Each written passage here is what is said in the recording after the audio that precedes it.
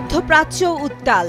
হামাসের নতুন যুদ্ধবিরতি প্রস্তাব গ্রহণের একদিন পরই এখন নজর ইসরায়েলের দিকে। 2 বছরের রক্তক্ষয়ী সংঘাতের অবসান ঘটাতে কাতার ও মিশরের মধ্যস্থতা নতুন দফায় পৌঁছেছে। তবে চূড়ান্ত সিদ্ধান্ত নিতে হবে তেল আবিবকে।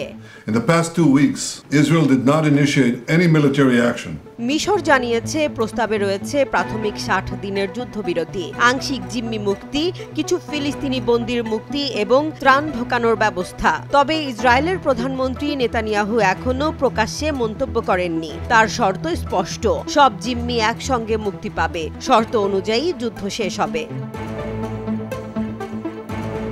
হামাসের জ্যেষ্ঠ কর্মকর্তা মাহমুদ মারদাভি সামাজিক মাধ্যমে বলেছেন, আমরা দরজা খোলা রেখেছি, তবে নেতানিয়াহু কি আবার বন্ধ করবেন সেটিই প্রশ্ন।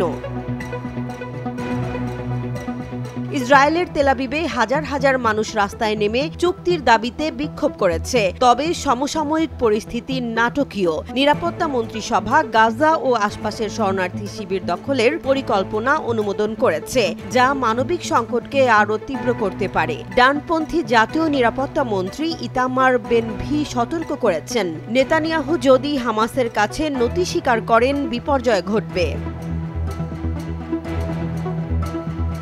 গাজার রণক্ষেত্রে এক হাতে যুদ্ধবিরতি প্রস্তাব, অন্য হাতে নতুন অভিযানের হুমকি। এখন সব নজর তেল আবিবের সিদ্ধান্তের দিকে।